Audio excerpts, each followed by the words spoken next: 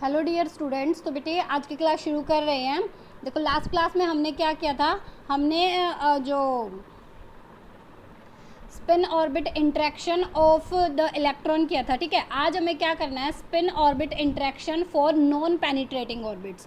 पहले तो हमें पता होना चाहिए कि नॉन पेनिट्रेटिंग ऑर्बिट्स क्या होते हैं। देखो मैंने अच्छे से बताया था, नॉन पेनिट्रेटिंग ऑर्बिट्स क्या होते हैं, जो एटम कोर को पेनिट्रेट नहीं करते। मतलब ये हमारा मान लो एटम कोर है, तो जो इलेक्ट्रॉन का पाथ होगा वो कुछ इस टाइप से होगा। ठीक है, ये इलेक्ट्रॉन का पाथ है, ये हमारे पास इलेक्ट्रॉन है, तो वो क्या है, एटम कोर कुछ मान लो यहाँ पर है, तो ये एटम कोर को क्या है, टच नहीं कर रहा है, इसको पेनिट्रेट नहीं कर रहा है, तो इन्हें बोलते हैं हम नॉन पेनिट्रेटिंग ऑर्बिट्स। ठीक है, अभी हमें क्या पढ़नी है, इनकी स्पिन ऑर्बिट इंटरेक्शन पढ़नी है। कल हमने जो spin orbit interaction of electron पढ़ी थी on the basis of vector atom model पढ़ी थी, वही हम यहाँ पे पढ़ेंगे। ठीक है, तो वहाँ पे हमने एल स्टार और एस स्टार के बीच में एंगल फाइंड आउट किया था कोस थीटा, और उससे रिलेटेड टर्म्स यानी कि एनर्जी, एवरेज एनर्जी निकाली थी इलेक्ट्रॉन्स की या फिर उन ऑर्बिट्स की जिनमें इलेक्ट्रॉन मूव करते हैं। ठीक है, अब हमने क्या एक्सप्रेशन फाइंड आउट किया था, जो हमने कल एक्सप्रेशन फाइंड आउट किया था वो क्या था भाई अपना,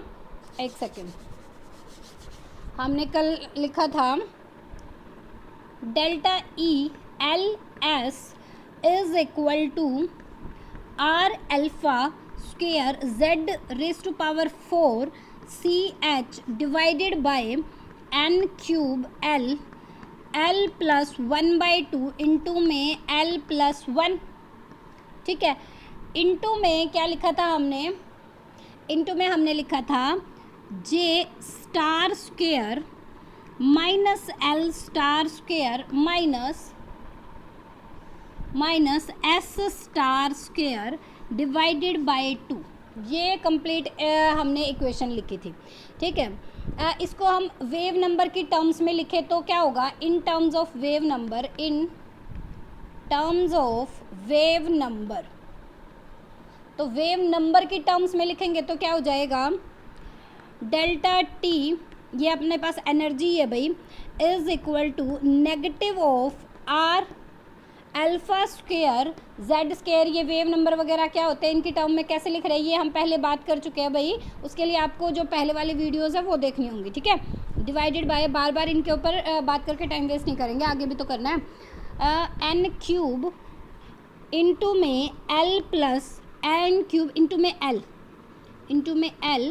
एल प्लस 1 बाई 2 इंटू में एल प्लस 1, और यहाँ पे हमारा क्या है, जे स्टार स्क्वेयर, क्या आ जाएगा, J star square minus L star square minus S star square divided by 2। ये अपने पास क्या है, इसको हम इस पूरी इक्वेशन को एक नंबर से रिप्रेजेंट कर देते हैं, वो नंबर है अपना गामा, माइनस ऑफ गामा। ये जो इक्वेशन अपनी किसके इक्वल आ गई, माइनस गामा के इक्वल। तो जो अब अपनी ये वाली जो टर्म है, ये वाली पूरी एक कांस्टेंट के इक्वल मान लेते हैं, उस कांस्टेंट को मैं मान लेती हूँ ए, ये किसी कांस्टेंट के इक्वल मान लेते हैं और उस कांस्टेंट को मैं मान लेती हूँ ए। ठीक है, तो ये कांस्टेंट जो हो गया वो मेरे पास क्या हो गया, ए, और ये अपने पास की क्या देगा, वेवलेंथ देगा, वेवलेंथ अपने पास ये क्या देगा, वेव नंबर मतलब पर यूनिट वेवलेंथ देगा, वो 1 में लैम्डा देगा, तो इसकी कुछ यूनिट हो जाएगी, वो यूनिट क्या होगी, सेंटीमीटर इनवर्स हो जाएगी। ठीक है, तो अब अपने पास ये वैल्यू क्या बच गई, ये वैल्यू किसके इक्वल आ गई, तो अब क्या इक्वेशन बच गई भाई, मेरे पास इक्वेशन आ गई, gamma is equal to A into में J star square minus L star square minus S star square, एक सेकेंड, हाँ अब ठीक है, S star square divided by 2। ठीक है, ये टर्म अब अपने पास बच गई। अब देखो हमें निकालना है spin orbit interaction for non penetrating orbits.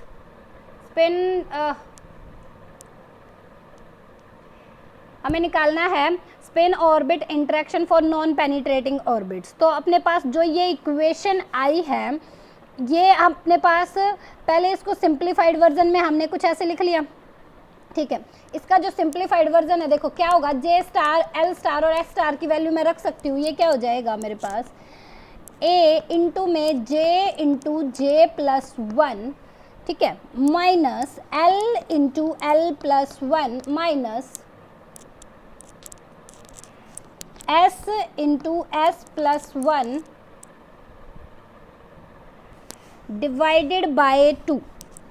ठीक है, ये पहले हमने इसकी सिंप्लीफाइड फॉर्म में लिख लिया। अब हम यहाँ पर क्या है, हमें डबलेट टर्म्स दे रखी है, जो हमें डबलेट दे रखी है ना वो किस क्वांटम नंबर में है, एल और एस में हमें निकालनी है। ठीक है, अपने पास वेक्टर एटम मॉडल के अकॉर्डिंग। अब हमारे पास है, अगर तो हमारे पास J is equal to l plus one by two है तो हमारे पास क्या है, अपर शेल आएगी। ठीक है, अगर हमारे पास J is equal to l minus one by two है तो हमारे पास क्या आएगी, लोअर स्टेट आएगी या शेल आएगी, लोअर स्टेट। ठीक है, इससे अपर स्टेट, इससे अपने पास क्या आएगी, लोअर स्टेट। अब ये वाली J की वैल्यू मैं इस इक्वेशन में पुट करूंगी तो मेरे पास क्या बन के आएगा, तो क्या हो जाएगा, अब गामा मान लो 1 के लिए निकाल रहे हैं, is equal to gamma 1 is equal to A into में L plus one by two, और ये हो जाएगा अपने पास L plus three by two. यहाँ पे हमने J के इक्वल पहले तो रखा L plus one by two, और फिर J प्लस वन है उसको हमने L plus three by two हो जाएगा, 1 प्लस वन बाई टू कितना हो गया, 3 by two, minus L into L plus one, ठीक है, minus S into S plus one divided by 2। ठीक है, ये वैल्यू अपने पास आ गई।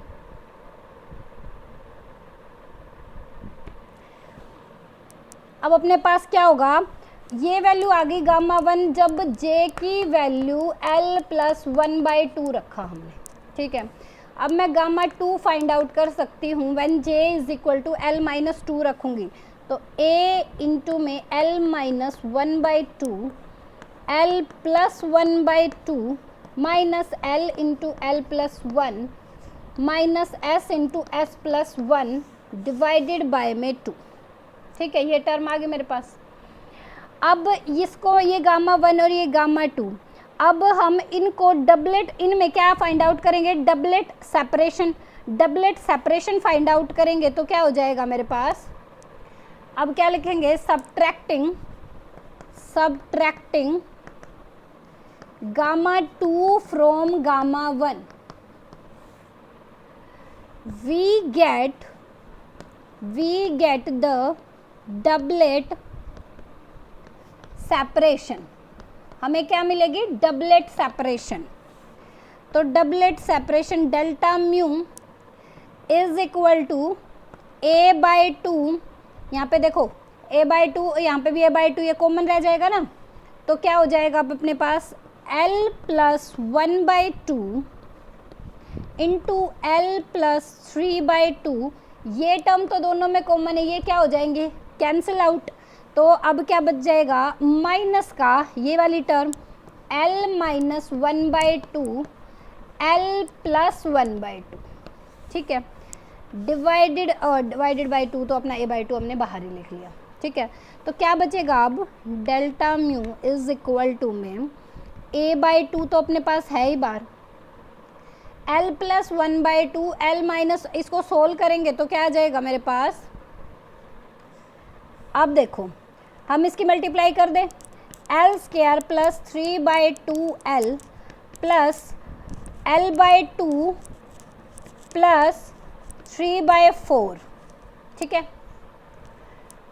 Minus L square minus L by two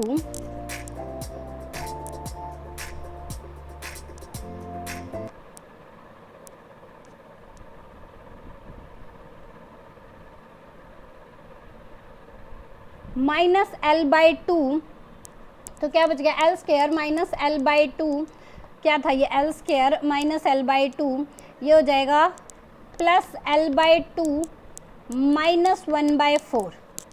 अब देखो एल स्क्वायर कैंसिल आउट। अब अपने पास है ये वाला कैंसिल आउट। अब अपने पास क्या बच गया, a/2 3/2l plus l/2 plus 3/4 -1/4। तो ये क्या बच जाएगा, तो ये क्या आ गया। अब देखो अपने पास ये क्या है, a/2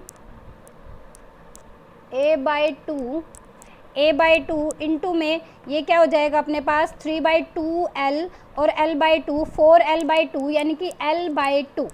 ठीक है, 3/4 और ये कितना हो जाएगा 2/4 प्लस 1/4 कितना हो गया प्लस 1/2।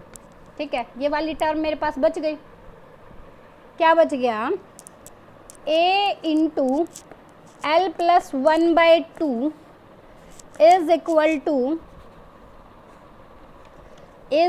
टू ए की वैल्यू यहाँ पे पुट कर दूँ, ये क्या है r alpha square z⁴ divided by n cube l into L plus 1।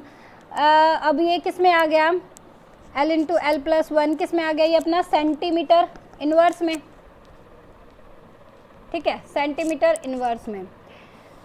तो अब a की वैल्यू हम पीछे पढ़ के आए हैं, ये क्या है फिक्स होती है अपने पास कितनी,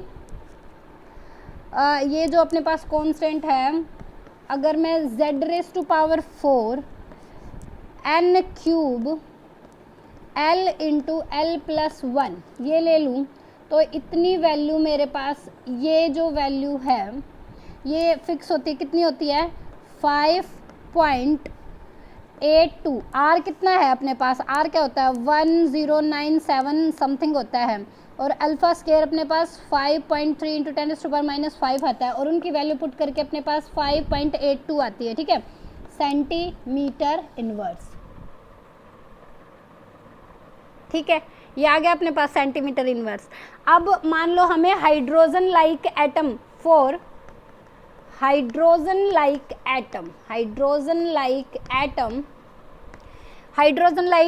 के लिए जो न्यूक्लियर चार्ज है, hydrogen like atom, the nuclear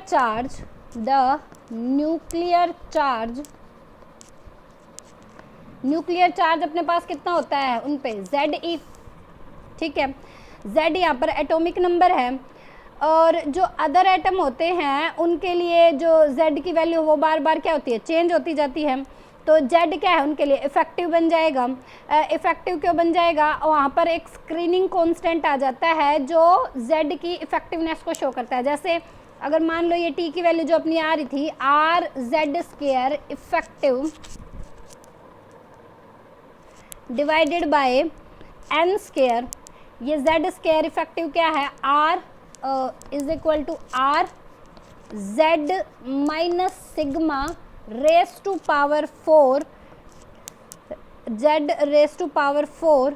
तो क्या हो जाएगा रेस टू पावर 4 क्यों, यहाँ पे 2 है तो कितना आ जाएगा raise to power 2 by n square. यहाँ पे सिग्मा क्या है, ये स्क्रीनिंग कांस्टेंट है। स्क्रीनिंग कांस्टेंट कब आता है, जब कोई भी अदर एटम हम लेते हैं तो वहाँ पर न्यूक्लियर चार्ज में एक स्क्रीनिंग ऑफ न्यूक्लियर चार्ज आता है फॉर कोर इलेक्ट्रॉन्स के लिए। ठीक है, तो ये अपने पास वही, ये क्या है स्क्रीनिंग कांस्टेंट।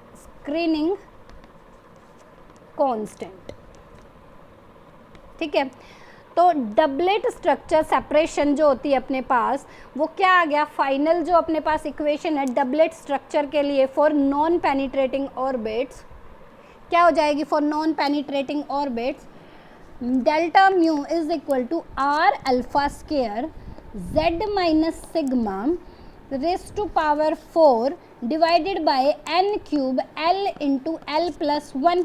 ठीक है, ये वैल्यू हमारे पास अभी क्या लेके आए हैं 5.82 इंटू में Z minus sigma raise to power 4 divided by n cube L into L plus 1। ये हमारे पास फाइनल एक्सप्रेशन है for non penetrating orbit, non penetrating orbit. अब नेक्स्ट जो हमें करना है वो करना है पेनिट्रेटिंग ऑर्बिट्स के लिए, ठीक है। पेनिट्रेटिंग ऑर्बिट्स में जो एटम कोर को पेनिट्रेट, एटम कोर के बीच से जो ऑर्बिट का वो इलेक्ट्रॉन का पाथ होके जाता है, इलेक्ट्रॉन ऑर्बिट जो आता है वो एटम कोर के अंदर से होके जाता है, तो उसे जो इलेक्ट्रॉन है वो पेनिट्रेट करता है, उन्हें बोलते हैं पेनिट्रेटिंग ऑर्बिट्स। तो नेक्स्ट जो एक्सप्रेशन हमें फाइंड आउट करना है वो पेनिट्रेटिंग ऑर्बिट्स के लिए करना है, ठीक है। Okay, thank you.